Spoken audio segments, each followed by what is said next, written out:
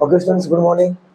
आज हम इलेक्ट्रिसिटी के क्लास 10 साइंस के एक्सरसाइज क्वेश्चन स्टार्ट करने वाले हैं। ठीक है, तो सो जो फर्स्ट क्वेश्चन है, a piece of wire of resistance R is cut into 5 equal parts.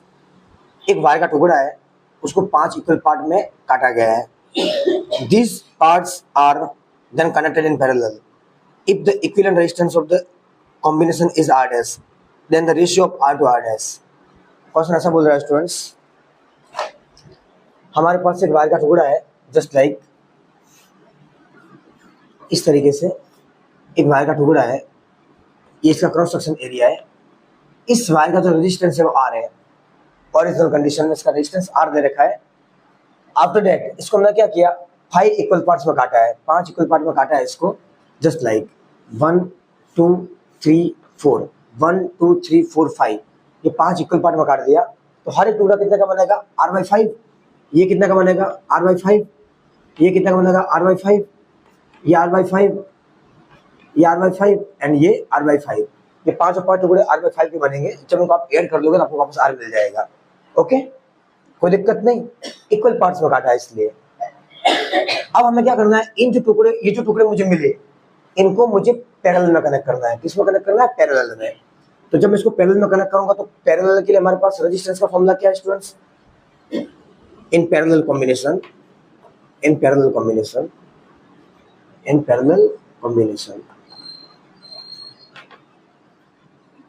1 by rp। p का मतलब होता है पैरेलल। ओके, लेकिन यहाँ पे मैं p नहीं लिख रहा हूँ स्टूडेंट्स, मुझे r डैश लिखना पड़ेगा क्योंकि मुझे r डैश निकालना है। जब मैं पैरेलल में कनेक्ट करता हूँ तो रेजिस्टेंस बन जाता है, r डैश बन जाता है। तो इसका फॉर्मूला बन जाएगा 1/r1 plus 1/r2 plus 1/r3 plus 1/r4 plus 1/r5, क्योंकि 5 टुकड़े हैं। डाल दीजिए सारी वैल्यू इसके अंदर। r1 की वैल्यू कितनी है, r/5 plus 1/r/5 plus 1/r/5 plus 1/r/5 and plus 1/r/5। ये सारे 5 ऊपर चले जाएंगे।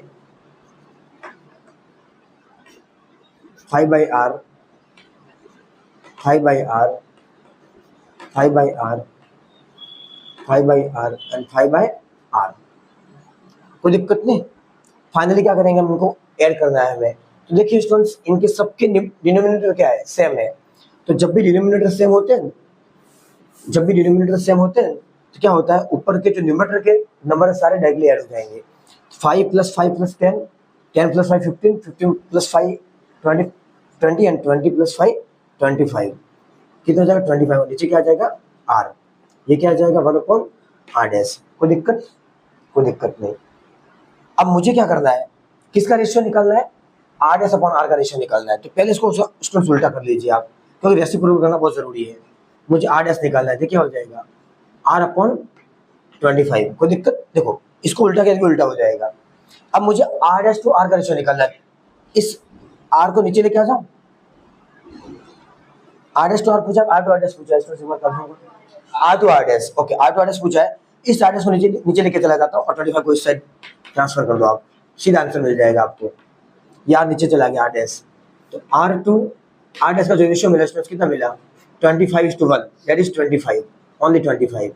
ठीक है, तो ऑप्शन जिसके अंदर 25 आ रहा है ऑप्शन करेक्ट है। कौन सा ऑप्शन है स्टूडेंट्स, वो ऑप्शन डी। तो option D is correct answer है स्टूडेंट्स। ठीक है, फर्स्ट का।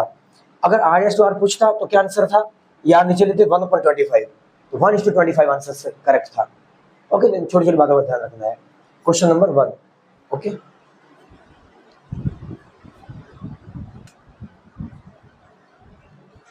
Question number 2 is saying that which of the following terms does not represent electrical power in circuit। आपको ऐसा बोला स्टूडेंट्स कि इसके अंदर जो टर्म्स दे रखी है आपको, या फिर ऐसा कह सकते जो फॉर्मूले दे रखे हैं चारों चार एमसीक्यूज के अंदर, इसमें से कौन सा फॉर्मूला पावर के फॉर्मूले को फॉलो नहीं कर रहा है। तो कौन सा नहीं कर रहा, देखिए अगर फर्स्ट की बात करूं, सबसे पहले अगर मुझे ऐसा क्वेश्चन आ जाए तो सबसे पहले मैं किसके पास जाऊंगा, पावर के फॉर्मूले के पास जाऊंगा। तो पावर का फॉर्मूला क्या बोलता है स्टूडेंट्स, P = VI। ये फंडामेंटल फॉर्मूला है पावर का। हमारे एनसीईआरटी के अंदर पावर का फंडामेंटल फॉर्मूला क्या है स्टूडेंट्स, P = VI। अगर इसके आगे T लगा दोगे क्या बन जाएगा, हीट बन जाएगा। इसी के आगे T लगा दोगे तो हीट का फॉर्मूला बन जाएगा। मैं पावर के जितने भी फॉर्मूला डिराइव करवा रहा हूँ उन सब के आगे स्टूडेंट्स टी लगा देना, तो क्या बन जाएगा, हीट का फॉर्मूला बन जाएगा या एनर्जी का बन जाएगा। उससे आप एनर्जी निकाल सकते हो, किसी भी इलेक्ट्रिकल सर्किट में कंज्यूम होने वाली एनर्जी। चलो, तो पहला फॉर्मूला ये बन गया। अगर मैं इसी फॉर्मूले के अंदर अगर मैं V equal to I R रखो स्टूडेंट्स, क्या रखो, V equal to I R. देखो, तो P इक्वल टू VI कौन सा ऑप्शन में दे रखा है, P इक्वल टू VI तीसरे ऑप्शन में दे रखा है, मतलब वो है, वो करेक्ट है। ओके, दूसरा अगर मैं बोलूं V की जगह आई आर रखिए, आप V की जगह आई आर रखिए, देखिए V की जगह आई आर रखा तो आई आर इंटू आई, ये क्या बनेगा, I into I, I square R, ये बनेगा। ये कौन सा ऑप्शन में दे रखा है, फर्स्ट ऑप्शन, वो भी करेक्ट है, वो भी करेक्ट है। चलो, अब तीसरा, इसी के अंदर आई को रिप्लेस कीजिए। पहले V को रिप्लेस किया मैंने, अब आई को रिप्लेस कीजिए, तो आई क्या हो जाएगा स्टूडेंट्स, V बाय आर। तो इसमें इसी फॉर्मूले में फंडामेंटल को ही करना है, जो करना है वो। P इक्वल टू V, आई का फॉर्मूला क्या बन जाएगा, V बाय आर। तो यहां से P का फॉर्मूला लिख लेगा V into V, V square by R. ये कौन सा ऑप्शन में दे रखा है, 4। मतलब कौन सा ऑप्शन बचा जिसमें तीनों नहीं आ रहे हैं, ये तीनों नहीं आ रहे हैं, option B, option B I R square. तो option B is correct students, I R square. देखो आई आर स्क्वायर कहीं नहीं आ रहा है स्टूडेंट्स, देखो P इक्वल V आ गया, VI आ गया, आई स्क्वायर आर आ गया, V स्क्वायर बाय आर आ गया, ये तीनों ऑप्शन में आ रहे हैं, मतलब इतना पावर के सही फॉर्मूले हैं। तो हमने उसने क्या बोला, डज नॉट, गलत वाला कौन सा है, आई आर स्क्वायर आर गलत है, ये कहीं नहीं आ रहा है स्टूडेंट्स इसके अंदर, ठीक है। तो option B is correct. Okay,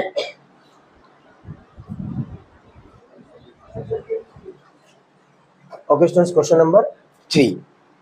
अब क्वेश्चन नंबर 3 क्या बोल रहा है, इंपॉर्टेंट क्वेश्चन है, अच्छा क्वेश्चन है स्टूडेंट्स, ये क्वेश्चन 2 मार्क्स में आ सकता है। पहले यहाँ पे एमसीक्यूज में दिया है इस क्वेश्चन को, an electric bulb is rated to 20 volt and 100 watt. एक इलेक्ट्रिक बल्ब है जो कि 100 वॉट का है और 220 वोल्ट पे ऑपरेट होता है। हमारे घर का जो बल्ब लगता है ना, जो पीले वाला बल्ब आता है, येलो कलर वाला, उस बल्ब की बात कर रहा है।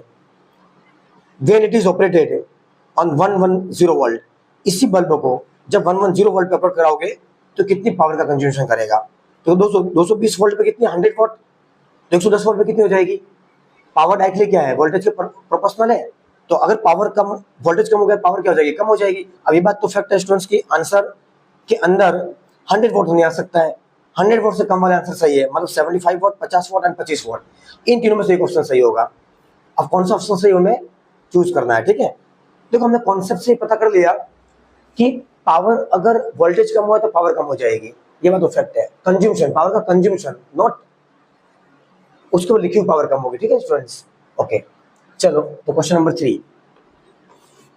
अब क्वेश्चन 3 में क्या बोल रहा है वो, अगर वोल्टेज में किसी सिस्टम को, देखो हम सिस्टम बना लेते हैं, ये हमारे पास एक रेजिस्टेंस है स्टूडेंट्स, एक सर्किट का रेजिस्टेंस है, एक वायर का रेजिस्टेंस है। इसके अंदर मैंने एक बैटरी कनेक्ट कर ली एंड स्विच के साथ इसको कनेक्ट कर लिया। थोड़ा ध्यान से देखना, ये बैटरी का माइनस, ये प्लस। मैं जैसे स्विच ऑन करूंगा यहाँ से करंट फ्लो हो जाएगी इसके अंदर, आई करंट फ्लो होगी, ये मैंने भी पोटेंशियल लिख दिया इसको, ये स्विच है। अभी करंट इसके अंदर घूमेगी स्टूडेंट्स। अब वो ऐसा बोल रहा है, जब इसको 220 वोल्ट दिया, कितना दिया, 220 वोल्ट, तो इसकी पावर कितनी थी, 100 वॉट। कोई दिक्कत, कोई दिक्कत नहीं, ये पहला केस है, ये पहला केस है। अब दूसरा केस ये बोला है स्टूडेंट्स, इसी को ध्यान से सुनना थोड़ा, इसी रेजिस्टेंस को हमने कितने की बैटरी से कनेक्ट कर दिया, 110 वोल्ट, कितनी, 110 वोल्ट की बैटरी से कनेक्ट किया और स्विच ऑन कर दी, इसके अंदर से करंट फ्लो हो गई।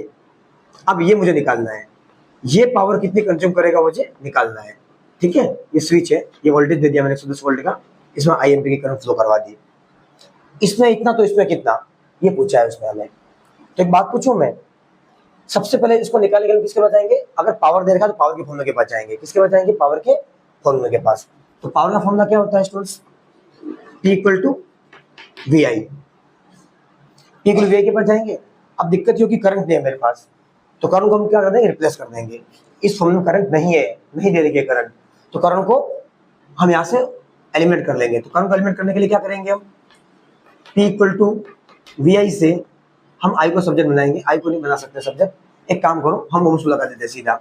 ओम्स लॉ क्या बोलता है, V इक्वल टू IR, यहाँ से I को रिप्लेस करेंगे हम, तो V बाय R, कोई दिक्कत, ये V बाय R यहाँ पे डाल दीजिए आप, V into V by R, तो ये कितना आ जाएगा, V स्क्वायर बाय R।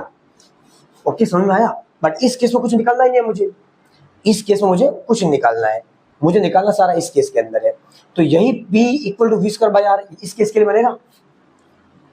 ये पावर का फॉर्मूला बन गया मेरे पास अब, P equal to V square by R. कोई दिक्कत हो तो बोल लो, कोई दिक्कत नहीं। अब मुझे इसकी पावर निकालनी है P। तो देखो मुझे वोल्टेज कितना हो गया 110 वोल्ट, या डाल दोगे सीधा। रेजिस्टेंस नहीं है मेरे पास, रेजिस्टेंस नहीं है, तो रेजिस्टेंस में निकाल दूंगा। कैसे निकालूंगा? क्योंकि जितना रेजिस्टेंस इसका होगा उतना रेजिस्टेंस किसका होगा, इसका, क्योंकि लोड तो चेंज नहीं किया है उसने। लोड चेंज नहीं किया, ऐसा तो किया नहीं कि 100 वोल्ट उठा के 200 वोल्ट डाल दिया यहाँ पे, नहीं। 100 वोट ही, अभी भी 100 वोट है, यहाँ भी 100 वोट है। पर उसने बोला क्या, अगर वोल्टेज कम कर दिया तो कितना कंज्यूम, कितना कम हो जाएगा। ये मेरे पास समझ में आ रही है। ये 100 वोट का ही लोड यहाँ पे लगाया है उसने, पर हमको उसने ऐसा पूछा है अगर बैटरी का वोल्टेज चेंज कर देता हूँ इसको कोई इम्पैक्ट पड़ेगा? तो 100% पड़ेगा। कैसे पड़ेगा? P इक्वल टू वी आई है। अगर वोल्टेज डिक्रीज करोगे तो पावर डिक्रीज होने वाली है। देखिए रेशियो में इक्वल टू बोल रहा है वो, तो वोल्टेज कम करोगे पावर कम होने वाली है। तो वही कॉन्सेप्ट हम यहाँ पे इस लोड को यहाँ पे लगा देता हूँ मैं, तो 100% वोल्टेज कम कर पावर कम होने वाली है। तो मैं क्या करता हूँ, इसका रेजिस्टेंस निकाल लूँ, इस 100 वोल्ट का जो लैंप लगा है उसका रेजिस्टेंस निकाल लूँ। अगर ज्यादा अच्छा रहेगा कि इसको रेजिस्टेंस से, लैंप नथिंग बट रेजिस्टेंस ये, अगर यहाँ पे लैंप का सिंबल बनाते ऐसा बनता। ये डायग्राम गलत नहीं, टेंशन मत लेना, आप ऐसा भी बना सकते हो यहाँ पे, ठीक है। अब इधर देखिए, अब मैं क्या करूंगा, इस लैंप का क्या करूंगा, रेजिस्टेंस निकाल दूंगा। तो वही रेजिस्टेंस क्या होगा, इसके लिए अप्लाई करेगा। तो वही रेजिस्टेंस के लिए मैं यहाँ पे डाल दूं, मुझे पावर निकल जाएगी। देखिए मेरे पास, तो यहाँ से मैं इसका रेजिस्टेंस निकाल देता हूँ।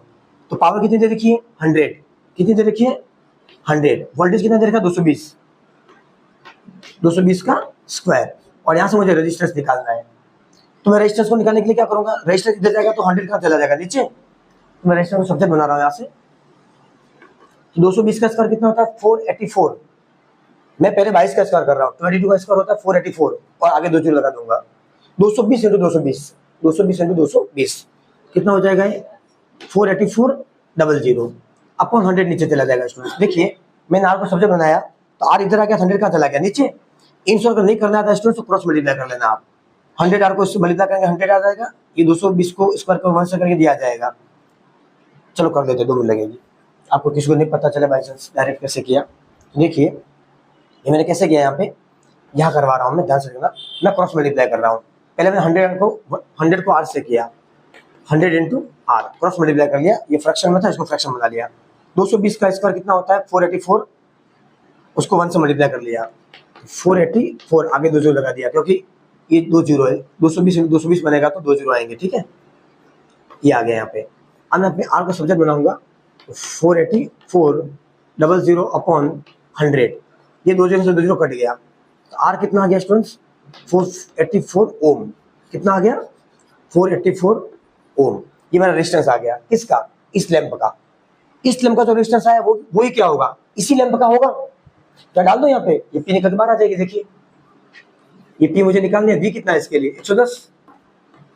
अरे वी क्या 110, वी 110 है। अब यहाँ वी कितना था 220 डाला, यहाँ वी क्या 110, रेजिस्टेंस कितना आया 484। अब यहाँ से इसकी पावर कितनी आ जाएगी, 110 का स्क्वायर कितना होता है, 11 का स्क्वायर कितना होता है 121, आगे 2 जीरो लग जाएंगे, और नीचे 484।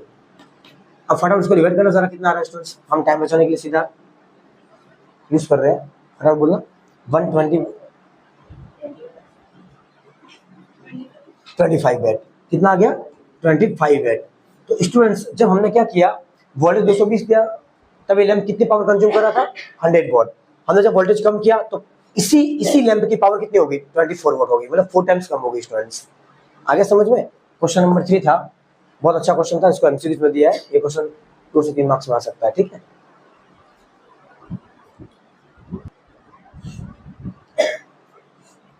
क्वेश्चन नंबर 4,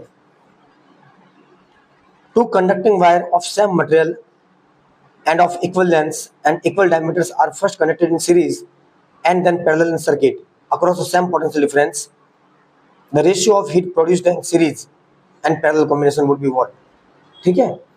तो हमारे पास क्या है, 2 conducting वायर है। देखो पहला वायर ये रहा, 2 conducting वायर है ये। पहला वायर ये स्टूडेंट्स हमारे पास। अब ये वायर किसी मॉडल का हो सकता है, कॉपर का हो सकता है, सिल्वर का हो सकता है, एल्यूमिनियम का हो सकता है, किसी का भी हो सकता है। तो हमने मान लिया कि कोई मटेरियल है, उसका वायर है।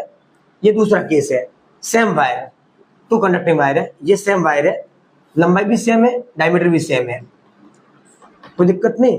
ये वायर 1 है, ये वायर 1 है और ये वायर 2 है, कोई दिक्कत नहीं, ठीक है।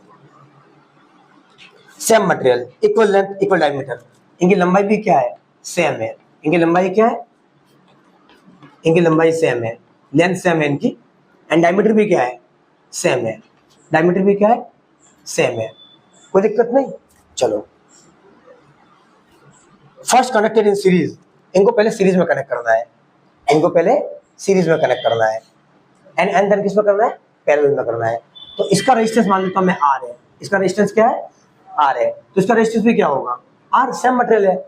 अगर मैं बोलूं सिल्वर का 1 मीटर का वायर है मेरे पास, या कॉपर का 1 मीटर का वायर है और दूसरा टुकड़ा भी कॉपर का 1 मीटर का है, तो दोनों का रेजिस्टेंस क्या होगा, सेम होगा। तो इसका R, इसका भी क्या हो गया, R। अब उसने क्या बोला, first connected series, first connected in series, इनको पहले सीरीज में कनेक्ट कर दिया गया। तो सीरीज कनेक्शन इसको बोलते हैं। सीरीज का फॉर्मूला क्या है मेरे पास, जब किसी रजिस्टर को सीरीज में कनेक्ट किया जाता है तो उसका जो रेजिस्टेंस है सीरीज कॉम्बिनेशन का, वो ये है, सीरीज कॉम्बिनेशन। मैं लिख रहा हूं साथ साथ में, सीरीज कॉम्बिनेशन। सीरीज कॉम्बिनेशन का जो फॉर्मूला होता है वो ये होता है, RS equal to R1 plus R2 plus RN। Direct जुड़ जाते हैं वो, आगे समझ में, कोई दिक्कत नहीं। या तो दो ही रेजिस्टेंस है तो ऐड कर लीजिए, तो सीरीज में कितना हो जाएगा, R plus R1 plus R2, दो ही resistance R1 plus R2, finally कितना आ जाएगा, R1 कितना है R, R2 कितना है R, कितना आ गया स्टूडेंट से 2R, R plus R 2R। अरे R स्क्वायर मत कर देना, मल्टीप्लाई होता तो R स्क्वायर होता, कितना आ गया, RS इज व्हाट 2R। दूसरा केस क्या है, parallel, connected in parallel, now connected in parallel, इसी को पैरेलल में कनेक्ट करो। तो पैरेलल में कनेक्ट करेंगे क्या होगा, पैरेलल कॉम्बिनेशन का फॉर्मूला क्या होता है, यहां लिख रहा हूं मैं पैरेलल कॉम्बिनेशन का formula, RP equal to 1/R1 plus 1/R2 dash 1/RN। ये पैरेलल कॉम्बिनेशन का फॉर्मूला है, कोई दिक्कत नहीं। फ्रैक्शन में आएंगे, सॉरी 1/RP, कोई दिक्कत नहीं। चलो ठीक है, अब पैरेलल में कनेक्ट करेंगे क्या हो जाएगा, ये 1/RP को दो रजिस्टेंस दो के लिए लगाइए, 1/R1 प्लस 1/R2। तो यहां से मेरे को मिलेगा ये 1/R प्लस 1/R। तो क्या मिलेगा मुझे, इसको सॉल्व करोगे, देखो डिनोमिनेटर सेम है तो ऊपर के डायरेक्ट ऐड हो जाएंगे, 1 प्लस 1 कितना हो जाएगा 2/R, 1/RP equal to what 2/R। तो मुझे RP चाहिए, तो इसको क्या करूंगा, उल्टा करूंगा, रेसिप्रोकल हो जाएंगे, तो क्या हो जाएगा R/2, क्या हो जाएगा R/2, कोई दिक्कत नहीं। अब सीरीज में कनेक्ट किया 2R मिल गया, पैरेलल में कनेक्ट किया कितना मिल गया R/2।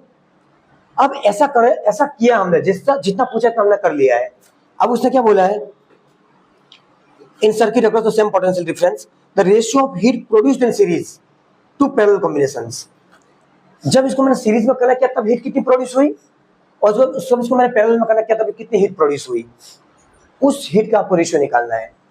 आए समझ में, जस्ट लाइक ऐसा बोल रहा है, देखिए यहां मैं समझा रहा हूं मैं, जब इसको मैंने सीरीज में कनेक्ट किया, ये R और ये R, मैंने पोटेंशियल लगा दिया V वोल्ट का, कितना V वोल्ट का पोटेंशियल लगाया मैंने, ये वाला कुछ इस प्रकार से। इसको सीरीज में कनेक्ट किया तो इसकी हीट, यहाँ पे जो हीट बनी वो कितनी बनेगी स्टूडेंट्स,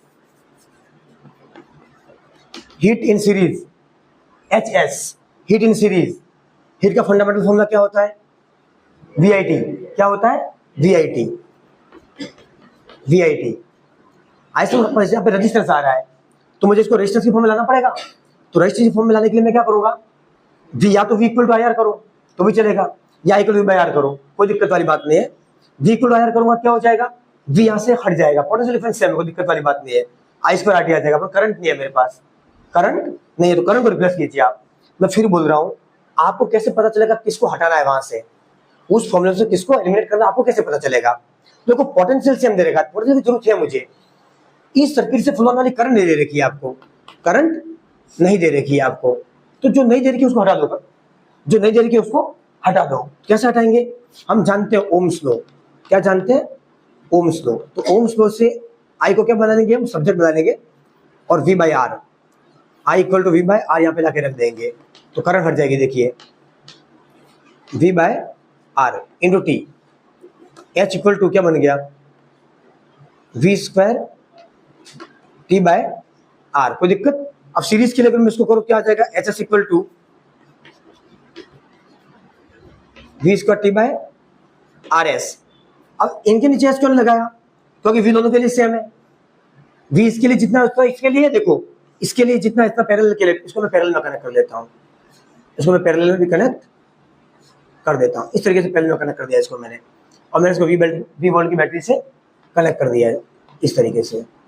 जगह कम है इसलिए मैंने नीचे नहीं किया स्टूडेंट्स। प्लस माइनस करंट इस तरीके से फ्लो हो जाएगी इसके अंदर, ऐसे ऐसे ऐसे, और फाइनल निकल के ऐसे घूमेगी। ओके, उसको दिक्कत नहीं।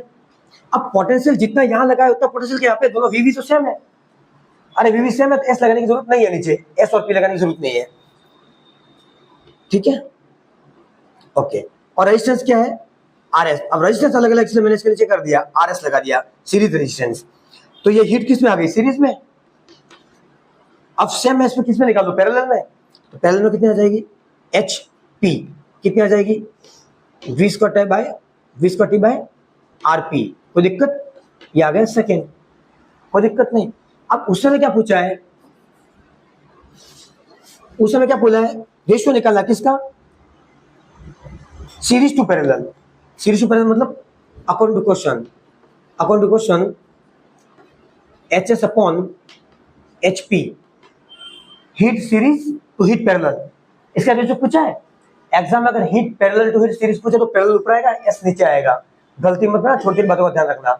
सीरीज टू पैरेलल बोला है, इसलिए सीरीज ऊपर रखा, पैरेलल नीचे रखा मैंने। तो एच एस की वैल्यू कितनी है? V square T by R S, V square T by R S. कोई दिक्कत? कोई दिक्कत नहीं। एच पी की वैल्यू कितनी है? V square T by R P, V square T by R P. कोई दिक्कत यहाँ तक किसी को? कोई दिक्कत नहीं। इसको सॉल्व करो, तो इसको सॉल्व करेंगे कितना आएगा? देखो यहाँ पे H S upon H P आ जाएगा। अब यहाँ पे देखो तो कैसे सॉल्व करेंगे? ये न्यूमरेटर है, इसको एच लिख दो, न्यूमरेटर को एच लिख दो, इनटू ये क्या होगा? उल्टा हो जाता है।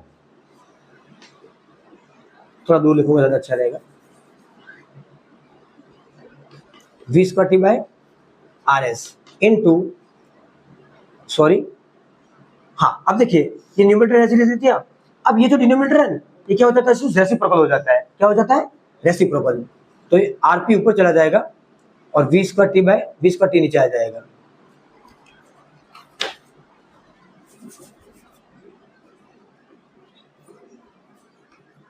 वी स्क्वायर टी नीचे आ गया।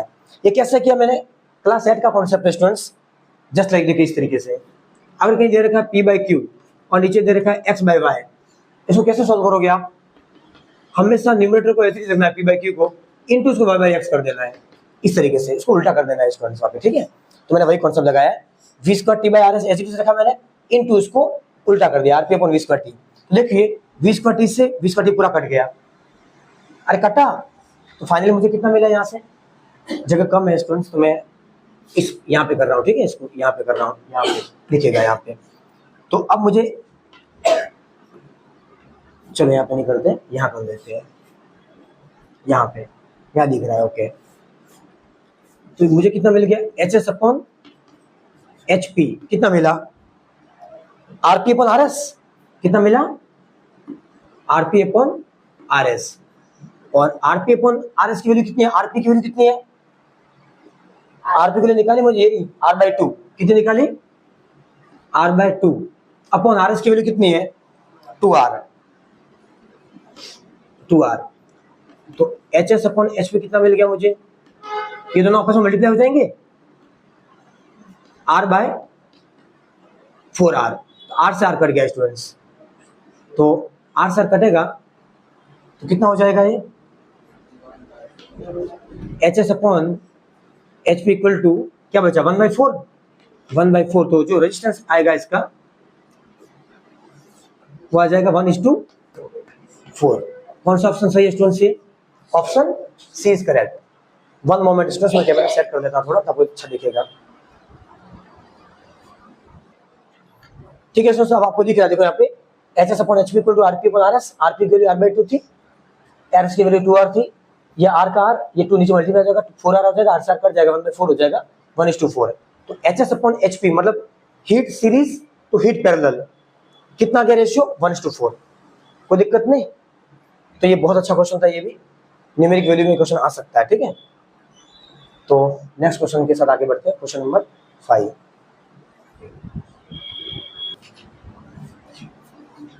Okay students, question number 5। अब ये क्वेश्चन नंबर 5 जो दे रखा है स्टूडेंट्स, इस क्वेश्चन को आप ऐसा समझ सकते हैं, क्वेश्चन बहुत छोटा है, इस क्वेश्चन के पीछे बहुत बड़ा कॉन्सेप्ट है। How is voltmeter connected in circuit to measure the potential difference between two points? किसी भी वोल्टमीटर को पोटेंशियल डिफरेंस मेजर करने के लिए सर्किट के अंदर कैसे लगाया जाता है? तो हमें पता है स्टूडेंट्स, पोटेंशियल डिफरेंस मेजर करने के लिए वोल्टमीटर को हमेशा पैरेलल लगाया जाता है। कैसे? देखिए, अगर मेरे पास ये सर्किट है, ये सर्किट है, मेरे पास सर्किट है, ये इसमें मैंने बैटरी कनेक्ट कर ली, ये स्विच है इस तरीके से, ये इस बैटरी का रेजिस्टेंस है, बात है नहीं, ये बैटरी का माइनस है, बैटरी का प्लस है। मैं जैसे स्विच ऑन करूंगा तो इसके अंदर से करंट बनेगी, क्या बनेगी? एक करंट बनेगी। वो करंट इस तरीके से इसके अंदर फ्लो होगी और हमें इस रेजिस्टेंस के अक्रॉस जो भी पोटेंशियल डिफरेंस मिल जाएगा। यहाँ V दिया है, अभी तो खैर V मिलेगा मुझे, एक ही V मिलेगा, ठीक है।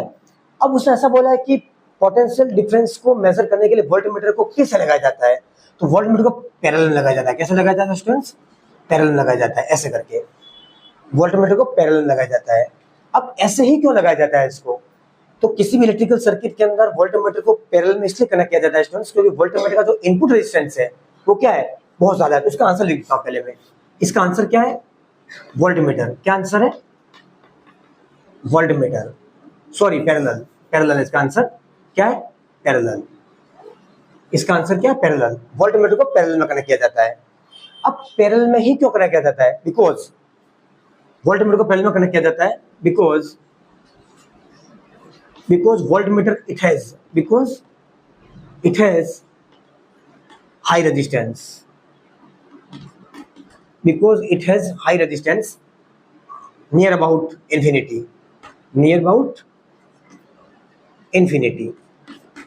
ठीक है, इन्फिनिटी, इसके पास बहुत ज्यादा रेजिस्टेंस है। अब उस वजह से होगा क्या? इसको पैरेलल में कनेक्ट करते हैं। अब मुझे बच्चे ऐसा क्वेश्चन पूछते हैं, सर इसको सीरीज में कनेक्ट कर देते क्या होगा? तो देखिए, इसको सीरीज में कनेक्ट करके बताता हूँ क्या होगा। अगर इसको सीरीज में कनेक्ट कर दोगे आप तो दिक्कत क्या होगी? ये बैटरी लगाई है, ये स्विच है, इस तरीके से। अब इसको मैंने यहाँ से हटा दिया, इसको मैंने यहाँ से हटा के यहाँ से हटा दिया और कहाँ कनेक्ट कर दिया? सीरीज में, ऐसे लाके लगा दिया इसको मैंने यहाँ पे।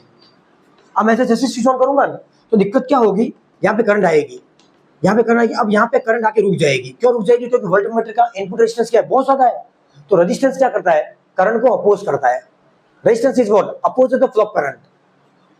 रेजिस्टेंस क्या करता है? करंट को अपोज करता है। तो सारी करंट क्या हो जाएगी? यहीं पे ब्लॉक हो जाएगी, आगे जाएगी नहीं। तो आगे बाई चांस यहाँ पे लैंप लगा हुआ है, क्या लगा हुआ है? लैंप लगा हुआ है। ये लैंप जलेगा क्या? नहीं जलेगा, लैंप ग्लो नहीं करेगा। तो हमारा काम होगा क्या? नहीं होगा। इसलिए वोल्टमीटर को कहाँ लगाते हैं? पैरेलल लगाते हैं। तो पूछे आज के बाद why voltmeter always connected in parallel in electrical circuit, तो उसका एक ही आंसर देना, because it has input resistance infinity. इसका जो इनपुट रेजिस्टेंस है वो कितना होता है? इंफिनिटी होता है। आ गया समझ में? एंड साथ ही साथ एक क्वेश्चन और बता देता हूं मैं। और एमीटर को कैसे लगाते हैं? सीरीज में लगाते हैं। एमीटर को कैसे लगाते हैं? सीरीज में लगाते हैं। इसी क्वेश्चन में दो क्वेश्चन समझा रहा हूं मैं। एमीटर कैसे लगाते हैं? सीरीज में लगाते हैं। एमीटर को सीरीज में इसलिए लगाते हैं, इसका उल्टा, उसका इनपुट रेजिस्टेंस क्या होता है? बहुत कम होता है, बहुत कम होता है। आ गया समझ में? कोई दिक्कत नहीं? तो ठीक है, क्वेश्चन 5 भी कंप्लीट हो गया हमारा। अब हम मिलते हैं नेक्स्ट वीडियो के साथ स्टूडेंट्स। तो नेक्स्ट वीडियो के अंदर हम ऑनवर्ड्स आगे के क्वेश्चन सॉल्व करेंगे, ठीक है। Bye bye all of you, bye students.